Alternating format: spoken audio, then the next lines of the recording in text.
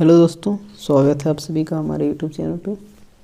तो जैसा कि हम लोगों ने model set class 12th chemistry का सॉल्व करना स्टार्ट किया था, तो अभी तक हम लोगों ने जो है 4 सेट को अच्छे तरीके से कम्प्लीटली किया था हमने सॉल्व।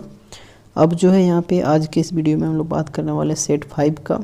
ठीक है, तो यहाँ पे हम लोग जो टर्म 2 का यहाँ पे हम सॉल्व करने वाले सेट 5 का। तो ज़्यादा से ज़्यादा इस चीज़ को आप लोग शेयर कीजिएगा, और आप लोग चैनल को सब्सक्राइब नहीं करते हो, आप लोग चैनल को सब्सक्राइब कीजिए। ठीक है, सिर्फ आते हैं बहुत सारे लोग देखते हैं यहाँ पे, लगभग अभी 70% लोग जो है सब्सक्राइब नहीं करते हैं चैनल को। ठीक है, तो सब्सक्राइब किया कीजिए आप लोग। तो चलिए यहाँ पे जो है इसको हम लोग सेट 5 को सॉल्व करते हैं। और आज के इस वीडियो में यहाँ पे आपको ये भी बता दे रहे हैं कि आपने जितना भी यहाँ पे मॉडल सेट देखा है तो उन सभी का आपको PDF जो है वो टेलीग्राम चैनल पे अवेलेबल होगा। ठीक है, 1-2 दिन में यहाँ पे आ जाएगा, तो आप लोग टेलीग्राम चैनल को ज्वाइन कर लीजिएगा। चैनल के नाम से ही वहाँ पे आप टेलीग्राम में सर्च करोगे तो वहाँ पे आपको जो है मिल जाएगा। ठीक है, तो चलिए यहाँ पे इसको जो है सेट 5 को सॉल्व करना स्टार्ट करते हैं। सबसे पहले यहाँ जो है सेक्शन ए की बात करने वाले 1 मार्क्स का। ठीक है, ये सारा चीज़ तो आपको पता ही है। तो फर्स्ट क्वेश्चन यहाँ पे पूछा गया है कि a reaction is of first order. ठीक है, एक रिएक्शन जो कि फर्स्ट ऑर्डर पर है with respect to A. First order किसके रिस्पेक्ट में है? ए के रिस्पेक्ट में। And second order with respect to B. Second order किसके रिस्पेक्ट में? बी के रिस्पेक्ट में। ठीक है, तो पूछा गया write the differential rate equation. Differential rate equation यहाँ पे बोला गया, तो रेट इक्वल टू हम लोग लिखेंगे, जैसा कि आपको पता है कि ये जो फर्स्ट ऑर्डर किसके रिस्पेक्ट में? ए के रिस्पेक्ट में, तो मोलर कंसंट्रेशन ये, इसके पावर में 1 भी हम लोग लिख सकते हैं, कोई दिक्कत नहीं है। और सेकेंड ऑर्डर हमारा है बी के टर्म में, तो बी के पावर में यहाँ पे कितना लिख दिए? 2 लिख दिए, क्योंकि इसका ऑर्डर 2 है। तो ओवरऑल आपका इस तरीके से जो है इसका आंसर होगा कि रेट इक्वल टू के मोलर कंसंट्रेशन ऑफ ए, उसका पावर में 1, मोलर कंसंट्रेशन ऑफ बी, उसका पावर में 2, क्योंकि यहाँ पे ऑर्डर जो है दिया गया है ए और बी का। ए का दिया फर्स्ट ऑर्डर, बी का दिया सेकेंड ऑर्डर। तो ये आपका फर्स्ट क्वेश्चन था। ठीक है, अगले क्वेश्चन की तरफ यहाँ पे बढ़ते हैं। अगला क्वेश्चन जो है पूछा गया था कि why is adsorption always exothermic. ठीक है, एक्सोथर्मिक आपने रिएक्शन पढ़ा ही होगा। ठीक है, तो यहाँ पे बोला है कि एडजॉर्प्शन जो है वो हमेशा एक्सोथर्मिक ही क्यों होता है? तो जैसा कि आपको पता है कि ड्यू टू रिलीज्ड एनर्जी। ठीक है, ड्यूरिंग एडजॉर्प्शन, आपको पता है कि जब एडजॉर्प्शन होता है तो वहाँ पे एनर्जी क्या होता है? रिलीज होता है। और जैसा कि आपको पता है कि जब एनर्जी रिलीज होता है तो उसको हम लोग एक्सोथर्मिक रिएक्शन कहते हैं। उसी के कारण से जो है हमारा एडजॉर्प्शन क्या होता है? एक्सोथर्मिक होता है। क्यों होता है? क्योंकि जब एडजॉर्प्शन होता है तो उस टाइम जो है क्या होता है? एनर्जी रिलीज करता है। ठीक है, तो ये आपका जो है सेकेंड नंबर क्वेश्चन कुछ इस तरीके से हो गया। ये चीज़ आपको समझ में आ रहा है। अगला क्वेश्चन यहाँ पे पूछा गया था कि right the coordination number of copper इन। इसमें पूछा गया, ये कॉम्प्लेक्स आपको दिखाई दे रहा है, कॉपर NH3 का होल 6 Cl3। इसका नाम आप लोग जो है कमेंट में कमेंट कीजिएगा। तो यहाँ पे कोऑर्डिनेशन नंबर इसका हम लोग देखें तो जैसा कि आपको पता है कि कोऑर्डिनेशन नंबर क्या होता है? जहाँ पे नंबर ऑफ लिगेंड जो डायरेक्टली अटैच्ड होता है सेंट्रल मेटल एटम, या फिर वो एटम हो सकता है या फिर आयन, तो उसी को हम लोग कोऑर्डिनेशन नंबर कहते हैं। तो यहाँ पे ये चीज़ आप लोग देख सकते हो कुछ इस तरीके से, जो हमारा नंबर ऑफ लिगेंड है, ये चीज़ हमारा लिगेंड होता है। ठीक, और ये हमारा जो है मेटल एटम है। तो लिगेंड यहाँ पे कितना नंबर ऑफ लिगेंड है? यहाँ पे 6 नंबर ऑफ लिगेंड है, और ये डायरेक्टली इसमें Cu से अटैच्ड होगा। मतलब बेसिकली कहा जाए तो ये अगर Cu है तो इससे जो है 6 यहाँ पे अटैच्ड हो गए NH3। एक यहाँ हो जाएगा, एक यहाँ हो जाएगा, एक यहाँ हो जाएगा। ठीक है, एक यहाँ हो जाएगा, फिर एक यहाँ और यहाँ। तो यहाँ बेसिकली 6 आपको जो है अटैच देखने को मिला। तो इसी को हम लोग जो है कोऑर्डिनेशन नंबर कहते हैं। जितना कोऑर्डिनेट कर रहा है, इस जितने एटम मिलके इस मेटल एटम को क्या कर रहा है? कोऑर्डिनेट कर रहा है। ठीक है, बेसिकली अगर बात किया जाए तो यहाँ पे हम लोग कुछ इस तरीके से साइन हम लोग इस तरीके से लगाते हैं। जैसे यहाँ पे कॉपर है तो यहाँ से कुछ इस तरीके से इसको हम लोग एरो टाइप का जो है एक लगाते हैं इधर से। ठीक है, कोऑर्डिनेट करा मतलब ये इस एटम को वहाँ पे दे रहा है। ठीक है, तो जिसके कारण यहाँ पे जो है 6 इसका हो जाएगा कोऑर्डिनेशन नंबर, क्योंकि लिगेंड यहाँ पे नंबर ऑफ लिगेंड 6 है। ठीक है, ये चीज़ समझ में आ रहा है। अगला क्वेश्चन यहाँ पे है कि right the IUPAC name of the given compound. यहाँ पे एक कंपाउंड दिया गया है जिसका IUPAC नेम आपको जो है कुछ इस तरीके से लिखना है। तो इसको हम लोग किस तरीके से लिखेंगे, तो IUPAC नेमिंग में हम लोग क्या जानते हैं, सबसे पहले जो हम लोग सिलेक्शन करते हैं कि किधर से हमारा सेलेक्ट होगा। तो यहाँ पे आप लोग देख सकते हो कि इधर से हमारा जो है फंक्शनल ग्रुप है, तो इसी के साइड से जो हम लोग नंबरिंग करना पड़ेगा। अगर सिर्फ यहाँ पे फंक्शनल ग्रुप को छोड़ के डबल बॉन्ड रहता तो जिधर से डबल बॉन्ड का कम पोजीशन रहता उधर से हम लोग जो है नंबरिंग करते। तो नंबरिंग हम लोग किधर से करेंगे, फंक्शनल ग्रुप की तरफ से। तो यहाँ से फर्स्ट आ गया, सेकेंड, थर्ड, 4, 5। तो अब इसको यहाँ पे हम लोग जैसा कि 5 कार्बन का जो यहाँ पे चेन बन रहा है और यहाँ पे हमारा कौन सा है, कार्बोक्सिलिक एसिड है, COOH, ठीक है, सिंगल बॉन्ड लगाया जाता है यहाँ पे। या फिर इसी को हम लोग कुछ इस तरीके से भी लिखते हैं, ये चीज़ तो आपको पता ही है। तो यहाँ पे इसका नाम क्या हो जाएगा, 5 कार्बन का चेन कुछ इस तरीके से बन रहा है, तो ये चीज़ हो जाएगा पेंट। और 3 में हमारा जो है इन है, तो 3 इन हो जाएगा। और जो हमारा कार्बोक्सिलिक एसिड उसके लिए क्या लगाते हैं, ओइक एसिड लगाते हैं। तो जिसके कारण पेंट 3 इन ओइक एसिड, अगर एक साथ पढ़ें तो पेंट 3 इनोइक एसिड आपका इसका आंसर हो जाएगा। ठीक है, तो ये कुछ इस तरीके से था। अगला यहाँ पे दिया गया है कि right the name of the sugar present in RNA। जो RNA बेसिकली होता है राइबोन्यूक्लिक एसिड, तो उसमें कौन सा जो है शुगर प्रेजेंट होता है, वही चीज़ यहाँ पे पूछा गया था। ठीक है, तो इसमें जो इसका राइट आंसर है वो राइबोज हो जाएगा। तो RNA में मतलब राइबोज पाया जाता है शुगर। ठीक है, ये चीज़ आपका हो गया क्वेश्चन नंबर 5। अगले क्वेश्चन की तरफ यहाँ पे बढ़े हैं, तो इसमें बोला गया है कि right the monomer of Teflon. Teflon का यहाँ पे मोनोमर पूछा गया है। तो जैसा कि आपको पता है कि टेफ्लॉन का मोनोमर जो होता है वो टेट्राफ्लोरोइथेन होता है। क्या होता है, टेट्राफ्लोरोइथेन। अगर स्ट्रक्चर की बात करें तो कुछ इस तरीके से CF2 डबल बॉन्ड CF2, ठीक है, जिसमें कार्बन कार्बन के बीच बॉन्ड रहेगा इस तरीके से। ठीक है, ये आपका हो जाएगा इसका स्ट्रक्चर। ठीक है, तो ये आपका जो है टेफ्लॉन का मोनोमर था टेट्राफ्लोरोइथेन। ठीक है, ये चीज़ आपको समझ में आ रहा है। आगे अगर बात किया जाए 7वां क्वेश्चन, जो कि जो सेक्शन A हमारा है उसका ये लास्ट क्वेश्चन 1 मार्क्स का। तो इसमें पूछा गया कि what are the main constituent of Dettol. Dettol का आपने जो है नाम सुना ही होगा, आप लोग इस चीज़ को हैंड वॉश के रूप में भी यूज करते होंगे। कहीं अगर कोई कट जाता है तो उसमें भी थोड़ा उसको साफ़ करने के लिए किया जाता है। ठीक है, तो वही चीज़ बोला गया कि मेन कंस्टिट्यूएंट जो है, संघटक इसका हम लोग बोल सकते हैं कि जिन चीज़ों से मिलकर डिटॉल बना होता है, या फिर बोल सकते हैं कि डिटॉल में क्या क्या रहता है। तो उसमें जो है क्लोरोजाइलिनोल रहता है और टर्पिनियोल रहता है। ये दो यहाँ पे जो है मेन कंस्टिट्यूएंट होता है किसका, डिटॉल का। ठीक है, ये चीज़ आपको समझ में आ गया। और ये क्वेश्चन जो है आपका डिटॉल का, ये चीज़ जैक बोर्ड में प्रीवियस में पूछा जा चुका है।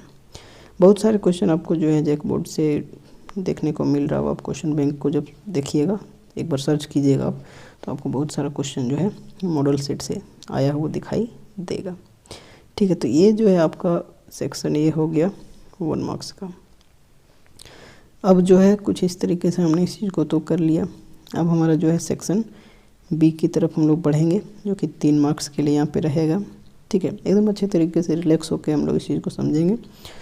और यहाँ पे देख सकते हैं क्वेश्चन पूछा गया कि mention the factors that affect the rate of a chemical reaction. फिर से क्वेश्चन पढ़ते हैं कि मेंशन करना है फैक्टर जो अफेक्ट करता है रेट ऑफ केमिकल रिएक्शन को। ठीक है, तो उसमें वही चीज़ बोला गया है कि कौन कौन सा फैक्टर होता है जो रेट ऑफ केमिकल रिएक्शन को अफेक्ट करते हैं। मतलब बेसिकली उसमें क्या हो सकता है, इंक्रीज कर सकते हैं या फिर डिक्रीज कर सकते हैं उसके रेट को। ठीक है, तो वही चीज़ है कि there are some factors that affect the rate of a chemical reaction and these are, मतलब कुछ फैक्टर जो है केमिकल रिएक्शन को जो अफेक्ट करते हैं उसके रेट को। तो वो कुछ इस तरीके से, यहाँ पे हम लोग उसको डिटेल में नहीं देखने वाले हैं, बस ये चीज़ आपको पूछा गया तो इसको आपको याद रखना है। ठीक है, तो फर्स्ट तो यहाँ आपका जो आ जाएगा वो आ जाएगा टेम्परेचर। फर्स्ट फैक्टर है जो केमिकल रिएक्शन के रेट को अफेक्ट करता है वो टेम्परेचर। फिर है दूसरा आपका कैटलिस्ट है। तीसरा नेचर ऑफ रिएक्टेंट है। चौथा आपका जो कंसंट्रेशन ऑफ रिएक्टेंट है। पांचवा आपका सरफेस एरिया है। और लास्ट आपका जो छठा इंटेंसिटी ऑफ लाइट। तो ये 6 जो फैक्टर्स हैं वो किसी भी केमिकल रिएक्शन की रेट को अफेक्ट करते हैं। ये चीज़ आपने पढ़ा भी होगा, तो यहाँ पे हमने उस चीज़ को मेंशन कर दिया है। ठीक है, आगे यहाँ पे बढ़ते हैं। अगला पूछा गया कि व्हाट आर इमल्सन। इमल्सन्स क्या होते हैं, what are there different types, कितने टाइप्स के होते हैं, give examples of each type, प्रत्येक एग्जांपल लिखना है प्रत्येक टाइप के लिए, ठीक है। इमल्सन क्या होता है, कितने तरह का होता है और उसका एग्जांपल भी लिखना है जो भी उसका टाइप होगा। तो सबसे पहले तो हम लोग देखते हैं कि इमल्सन क्या होता है। कहता है इमल्सन्स आर द कोलोइडल सॉल्यूशन। पहली बात तो यहाँ पे अगर इमल्सन बोला जाए तो एक कोलोइडल सॉल्यूशन होता है जिसमें in which both the dispersed phase and dispersion medium are liquid. जिसमें क्या होगा कि जो डिस्पर्स्ड फेज होगा और जो डिस्पर्सन मीडियम होगा दोनों क्या होगा, लिक्विड होगा। सबसे पहले तो इमल्सन एक कोलोइडल सॉल्यूशन है और उसमें क्या होता है, डिस्पर्स्ड फेज और डिस्पर्सन मीडियम दोनों लिक्विड पार्टिकल्स होते हैं, ठीक है, ये चीज़ समझ आया। फिर है कि these are of two types, यह जो होते हैं दो तरीके के होते हैं। कौन कौन होते हैं? फर्स्ट आपका होता है oil in water emulsion, oil in water, ठीक है, इसी को आपको ध्यान में रखना है। बोला गया है कि in this type of emulsion, इस तरीके के इमल्सन में oil acts as dispersed phase and water acts as dispersion medium. इस तरीके के जो इमल्सन होता है उसमें जो ऑयल होता है वो एक्ट करता है डिस्पर्स्ड फेज की तरह और वाटर एक्ट करता है डिस्पर्सन मीडियम की तरह। एग्जाम्पल की बात अगर किया जाए तो इसका एग्जाम्पल मिल्क हो जाएगा, ठीक है।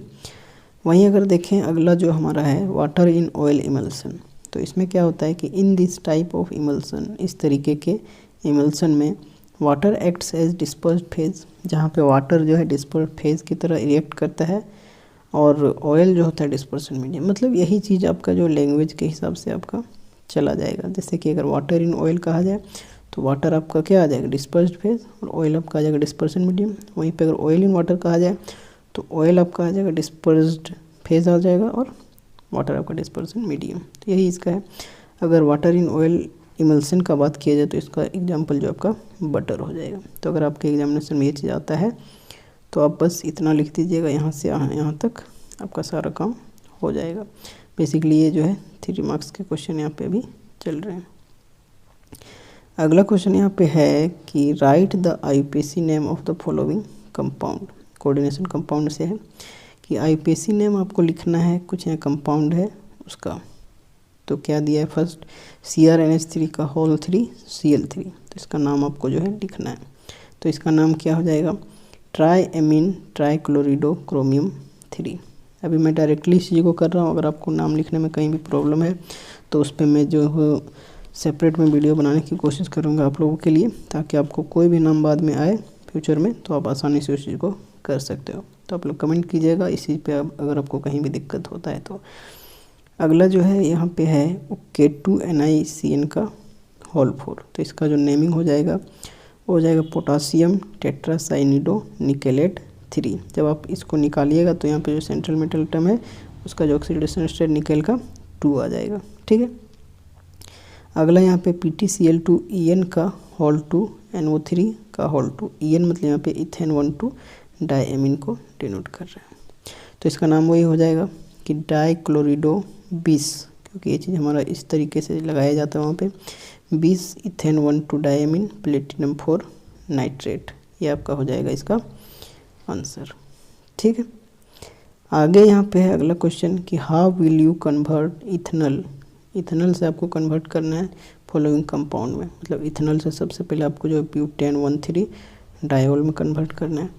तो इसका सबसे पहले अगर इथेनॉल की बात की जाए तो 2 टाइम्स ऑफ इथेनॉल, मतलब 2 इथेनॉल को जब मिलाया जाता है, एल्डोल कंडेंसेशन आपने पढ़ा होगा, तो वहाँ पे जब हम लोग इस तरीके से रिएक्ट करेंगे तब हमारे पास ये प्रोडक्ट कुछ इस तरीके से बनेगा।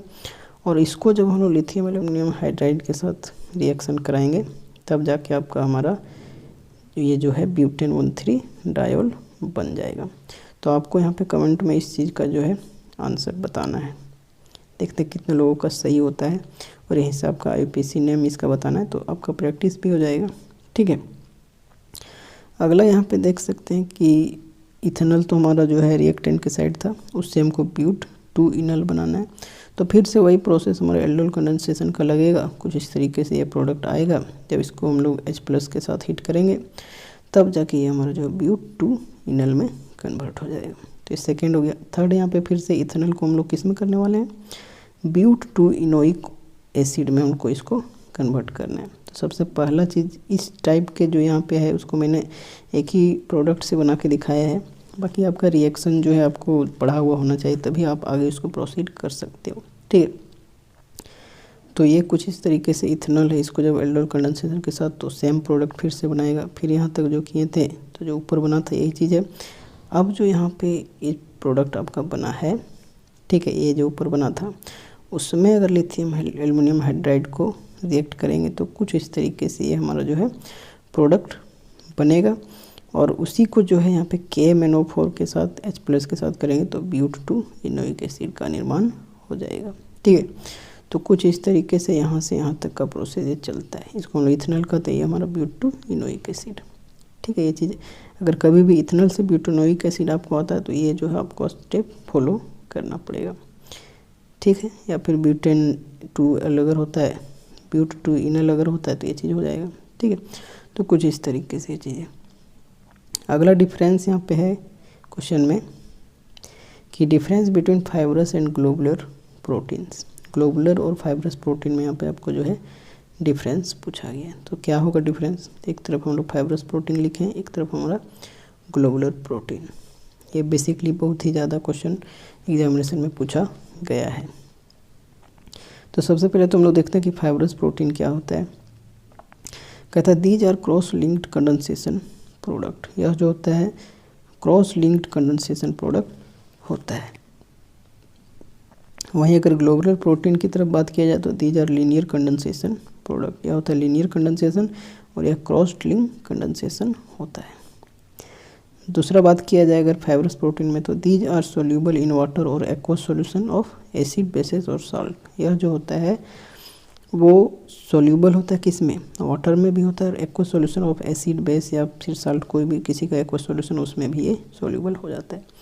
वहीं अगर ग्लोबुलर प्रोटीन की बात की जाए तो these are insoluble in common solvents. कोई भी कॉमन सॉल्वेंट की अगर बात किया जाए तो वहाँ पे इनसोल्यूबल होता है, लेकिन यह जो होता है स्ट्रॉन्ग एसिड और बेस में क्या होता है, सोल्यूबल होता है। तो ये बात था ग्लोबुलर प्रोटीन का।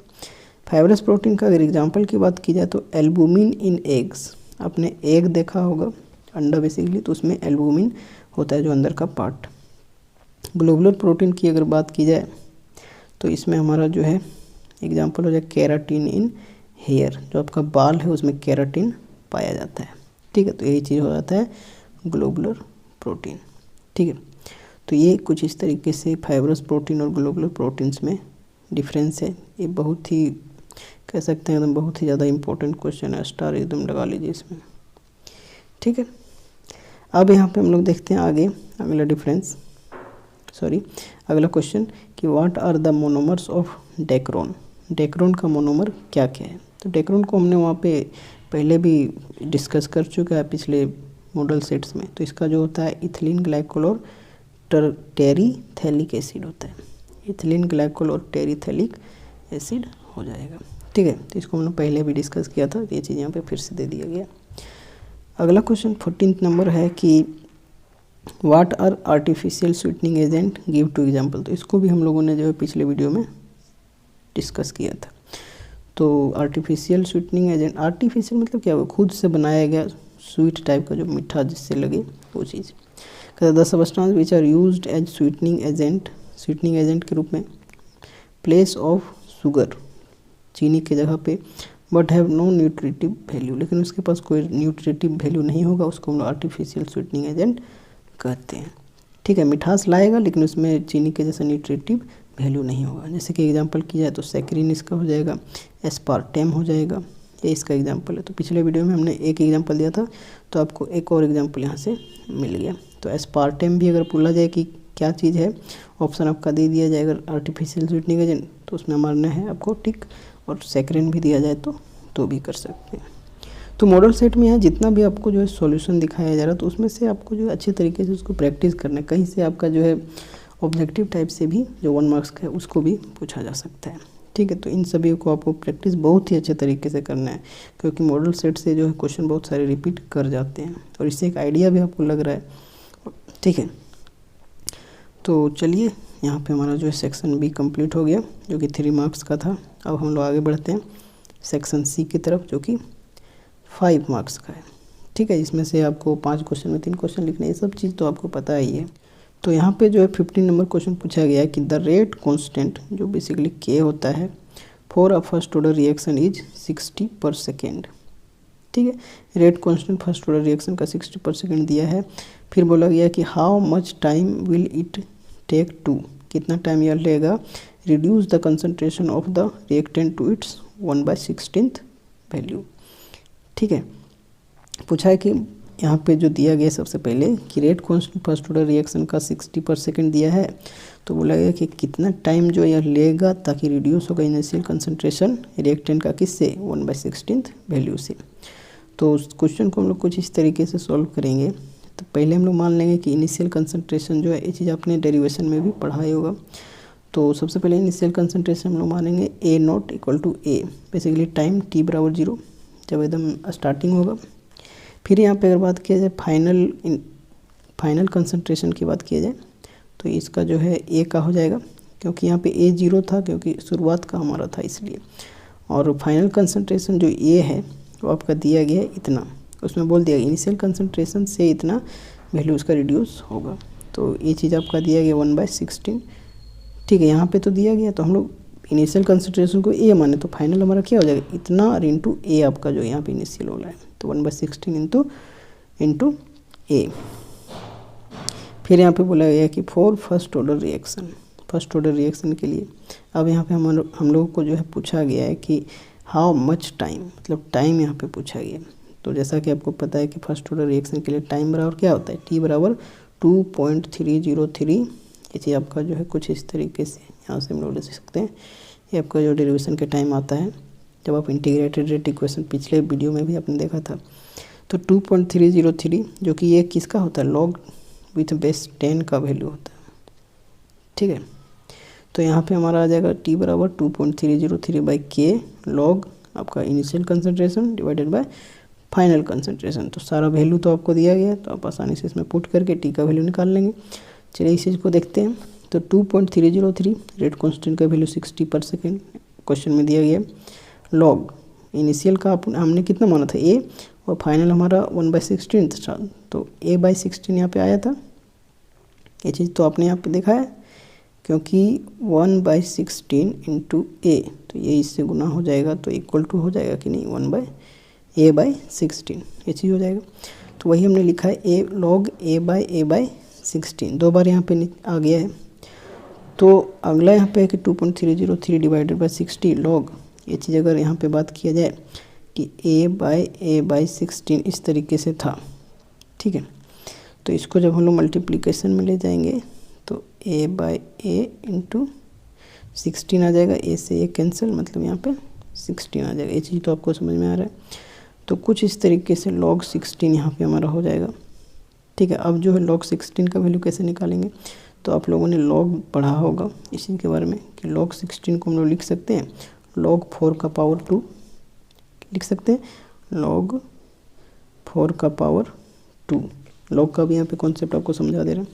तो ये जो टर्म है वो आपका ये फॉर्मूला जो होता है log m का पावर n, उसके टर्म में यहाँ पे आपको देखने को मिल रहा है, क्योंकि m जो है वहाँ 4 है, n के जगह 4 है। तो इसका जो फॉर्मूला होता है log m का पावर n इक्वल टू होता है n log m।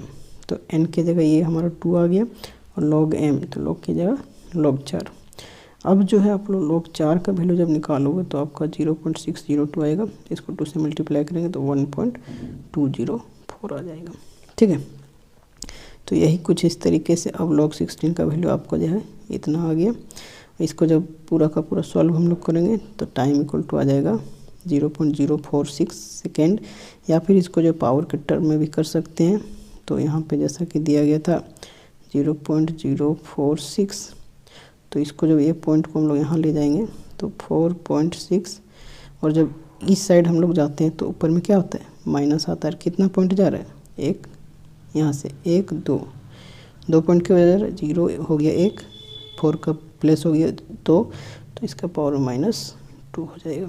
तो यही चीज़ है कि t इक्वल टू 4.6 इंटू 10 का पावर -2 सेकेंड। ये कुछ इस तरीके से आपका जो है आ गया।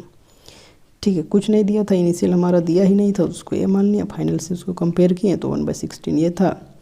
और जब टाइम पूछा गया तो फर्स्ट ऑर्डर के लिए ये फॉर्मूला आपका होता है, सारा वैल्यू आपको पता था, सिर्फ आपको जो है लॉग का कॉन्सेप्ट आपको थोड़ा बहुत पता रहता तो बस आप इसी को कर सकते थे। ठीक है, तो ये कुछ इस तरीके से आपका जो है ये चीज़ आ गया। अब अगला जो है यहाँ पे फिर से कुछ स्ट्रक्चर जो है कंपाउंड का दिया गया, इसी को आप लोग देख सकते हो।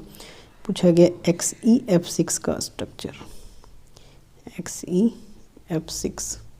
तो आपका जो है एक कुछ इस तरीके से XeF6 में अगर हाइब्रिडाइजेशन आप लोग निकालेंगे तो sp3d3 होता है, जिसमें एक लोन पेयर और 6 बॉन्ड पेयर। इसका जब आपने इस चीज़ को पढ़ा वो भी ऐसे पेयर थ्योरी वगैरह में।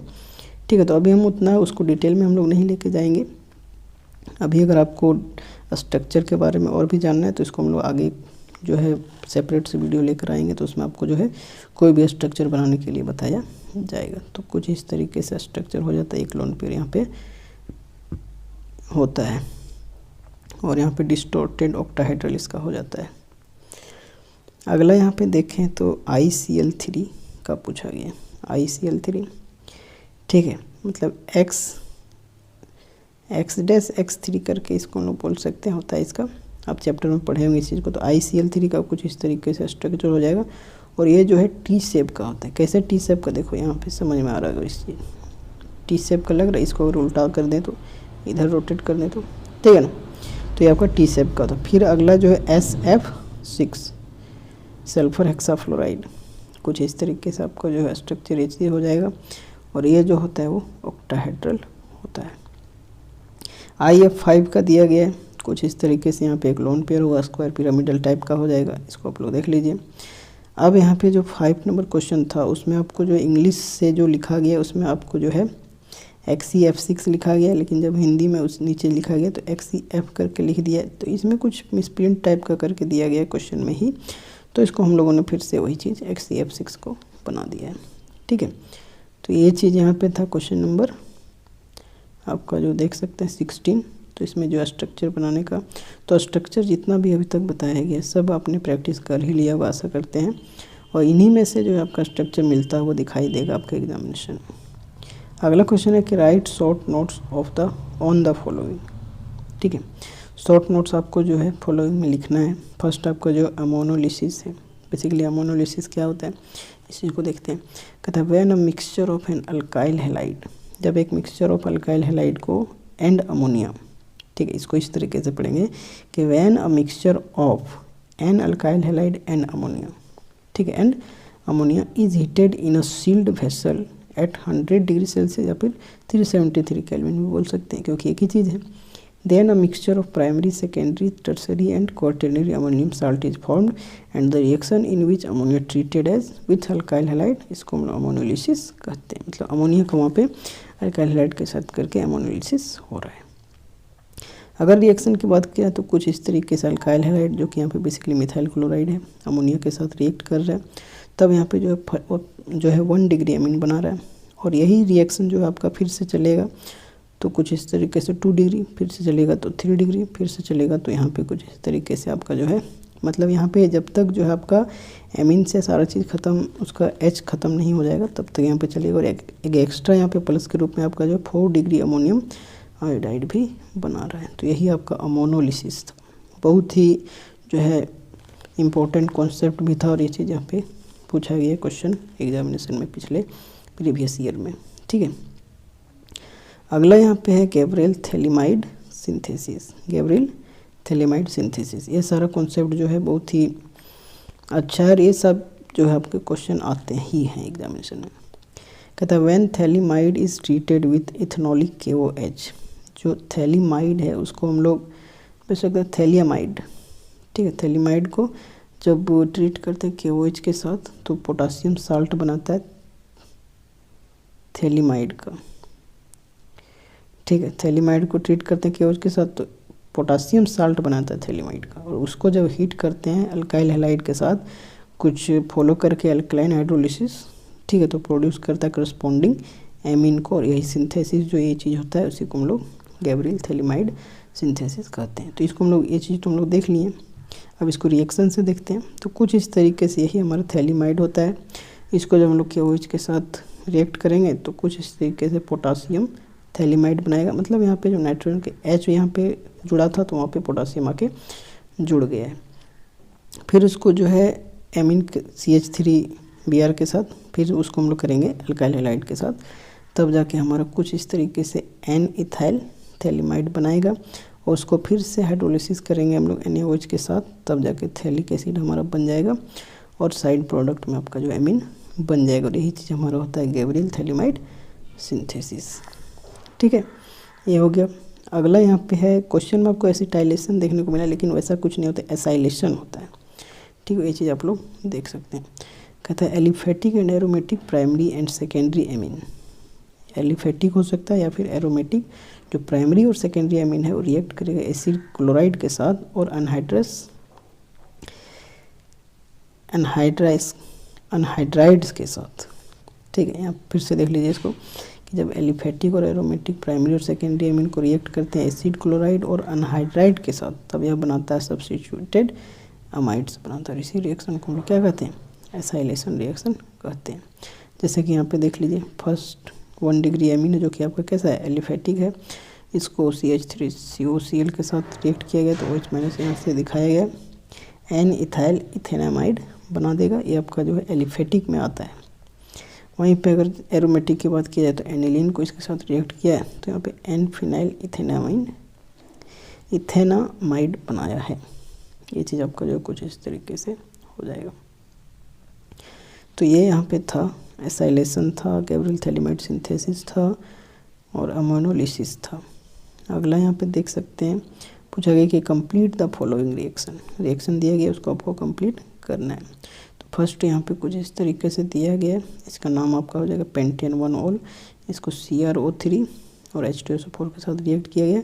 तो कुछ इस तरीके से जब अल्कोहल होता है इसको यहाँ पे रिएक्ट किया जाता है तो वहाँ से ये जो है क्या बनाता है, यहाँ पे OH को रिड्यूस करके कीटोन ग्रुप को रिप्लेस कर देता है। ठीक है, तो ये आपका जो है पेंटेन 1 ऑल से पेंटेन 1 बन गया। ये सब रिएक्शन है, आपको प्रैक्टिस करना होगा या फिर आपने पहले पढ़ा होगा तो उस चीज़ को आगे अच्छे तरीके से कर पाओगे। ठीक है, फिर यहाँ पे जो है बेंजीन कुछ इस तरीके से, इसको इस तरीके से रिएक्ट किया गया C2H5COCl के साथ और अनहाइड्रस AlCl3 और CS2, तब यहाँ पे प्रोपियोफिनोन बन गया है। ठीक है, अगला रिएक्शन है कुछ इस तरीके से है कि ब्यूटेन 2 ऑन, ये जो है चीज़ आपका वो ब्यूटेन 2 ऑन है। तो इसको जब जिंक अमलगम के साथ HCl के प्रेजेंस में कुछ इस तरीके से रिएक्ट करता है तब क्या बनेगा, ये चीज़ पूछा गया था। तो आपने इस चीज़ को पढ़ा होगा कि कोई भी जो है कार्बोनिल कंपाउंड को आपको जब जिंक अमलगम और HCl के साथ रिएक्ट करते हैं तब यहाँ पे हमारा जो कुछ इस तरीके से जो है CH2 ग्रुप ऐड करता है। ये हमारा जो क्लेमेंसन रिडक्शन में आपने देखा होगा पिछले वीडियोज़ में भी। तो यहाँ पे जो बेसिकली यहाँ पे अल्केन बनाता है, नॉर्मल अल्केन यहाँ पे बनाता है। तो कुछ इस तरीके से यहाँ पे जो ब्यूटेन 2 ऑन से जब ये चीज़ आया तो ब्यूटेन यहाँ पे और वाटर बाहर आ जाएगा। ठीक है, अगला यहाँ पे है कि बेंजल डिहाइड को जब कॉन्क H2SO4 के साथ रिएक्ट करेंगे तब क्या होगा। तो जब भी बेंजल डिहाइड को या फिर जो एल्डिहाइड उसको कॉन्क H2SO4 के साथ करेंगे तो बेंजल डिहाइड बेसिकली यहाँ पे है, तो ये हमारा चेंज हो जाएगा मेटा बेंजल डिहाइड सल्फोनिक एसिड। ठीक है, मतलब यहाँ से आपका जो H+ और कुछ इस तरीके से हो जाएगा HSO4- या फिर SO3H, इसको हम लोग बोल सकते हैं, और H2O कुछ इस तरीके से। ये आपका हो गया। अगला यहाँ पे है कि m nitro bromo benzene, meta nitro bromo benzene को जब हम लोग मैग्नीशियम और ईथर के साथ रिएक्ट करेंगे तब यहाँ पे कुछ इस तरीके से जो ये नाइट्रो ग्रुप तो यहाँ पे पहले से अवेलेबल है, Mg यहाँ पे जो है अटैच्ड हो जाएगा MgBr, तो वही नाम है यहाँ पे एम नाइट्रोफिनाइल मैग्नीशियम ब्रोमाइड, ये आपका जो है हो जाएगा। अब आगे अगर यहाँ पे बात करें, अगला यहाँ पे बोला गया है कि हाउ आर विटामिन्स क्लासिफाइड, कि विटामिन को कैसे क्लासीफाई किया जाता है या फिर किया गया है बोल सकते हैं हम लोग। Describe each type along with 2 example. ठीक है, 2 एग्जाम्पल के साथ उसको जो है डिस्क्राइब करना है। Give 2 important sources of vitamin A and vitamin C, vitamin A और विटामिन सी पर आपको जो है उसका सोर्स के बारे में भी बताना है। तो कुछ इस तरीके से सबसे पहले हम लोग विटामिन देखते हैं कि विटामिन बेसिकली होता क्या है। कहता था organic compounds which can not be produced by the body. ठीक है, ऑर्गेनिक कंपाउंड होता है सबसे पहले विटामिन, जिसको हम लोग बॉडी में जिसको जो है प्रोड्यूस नहीं किया जाता है, and must be supplied in a small amount in diet, जो हम लोग खाना खाते हैं उसमें उसको जो है स्मॉल डाइट के रूप में उसको जो है हम लोग सप्लाई करते हैं, मतलब लेते हैं to perform specific biological functions for the normal health growth and maintenance of body are termed as vitamin. ठीक है, तो हमारे शरीर के नॉर्मल हेल्थ के लिए, ग्रोथ के लिए, मेंटेनेंस बॉडी के लिए जिस चीज़ को हम लोग जो है अपने डाइट में लेते हैं, ऑर्गेनिक कंपाउंड जो कि डायरेक्टली हमारे बॉडी में प्रोड्यूस नहीं होता है, तो उसी को हम लोग कहते हैं विटामिन्स। ठीक है, कहता है कि these are generally classified into 2 types based on their solubility. तो जो विटामिन होते हैं वो सॉल्युबिलिटी के आधार पर ही जो है क्लासिफाई किए जाते हैं। तो फर्स्ट यहाँ पे होता है वाटर सॉल्युबल विटामिन। वैसे विटामिन जो वाटर में सॉल्युबल होते हैं उसको वाटर सॉल्युबल विटामिन कहते हैं। वही चीज़ लिखा भी गया है कि the vitamins which are soluble in water are called as water soluble vitamin. जैसे कि बात की जाए विटामिन बी, विटामिन सी, ये आपका जो इसका एग्जाम्पल हो जाएगा। दूसरा होता है फैट सॉल्युबल विटामिन। ठीक है, क्या होता है? Fat soluble vitamin. कहता है the vitamins which are soluble in fats, वसा जिसको हम लोग बोलते हैं हिंदी में, are called fat soluble vitamins. अगर एग्जाम्पल की बात की जाए तो विटामिन ए, डी, ई, के, बहुत सारे एग्जाम्पल आपका जो है हो सकता है। तो इन सभी से भी आपको जो है 1 मार्क्स के क्वेश्चन देखने को मिल सकता है। कोई भी चीज़ आपको दिया जा सकता है कि विटामिन ए किस टाइप का विटामिन है तो फैट सॉल्युबल विटामिन है, के किस टाइप का है तो फैट सॉल्युबल है, सी किस टाइप का है तो वाटर सॉल्युबल है। इन सभी से क्वेश्चन जो है दिया जाता है कभी कभी। अगर बात किया जाए सोर्स भी पूछा गया वहाँ पे विटामिन ए और विटामिन सी का, तो सोर्स जो है विटामिन ए का कुछ इस तरीके से बटर हो सकता है, बटर खाने से भी वहाँ पे विटामिन ए मिलता है, कैरोट हो सकता है, गाजर, घी। ठीक है, ये आपका विटामिन ए का सोर्स हो गया। अगर विटामिन सी के सोर्स की बात की जाए तो आंवला हो जाएगा, टोमेटोज़ हो जाएगा, मैंगोज़ हो जाएगा। ठीक है, आंवला हो जाएगा, टमाटर हो जाएगा, आम हो जाएगा। ठीक है, तो कुछ इस तरीके से ये जो है ये क्वेश्चन नंबर 19 हो गया। ठीक है, तो आप लोग को ऑल द बेस्ट। जितना भी मॉडल सेट यहाँ पे कराएगा सभी को आप लोग प्रैक्टिस ज़रूर कर रहे होंगे, इसको भी आप लोग प्रैक्टिस ज़रूर कीजिएगा। और सभी का पीडीएफ अगर आपको चाहिए तो टेलीग्राम को आप लोग जाके ज्वाइन कीजिएगा, वहाँ पे पीडीएफ भेजा जाएगा। ठीक है, चैनल पे पहली बार विजिट कर रहे होंगे, चैनल अच्छा लग रहा हो तो सब्सक्राइब भी कर सकते हो, वीडियो को एक लाइक कर सकते हो, और बस ज़्यादा से ज़्यादा इसको शेयर कीजिए। और देखते हैं अभी कुछ अब यहाँ पे जो आप लोगों के लिए स्टार्ट करेंगे स्पेशल। तो चलिए, यहाँ तक आप सभी का धन्यवाद।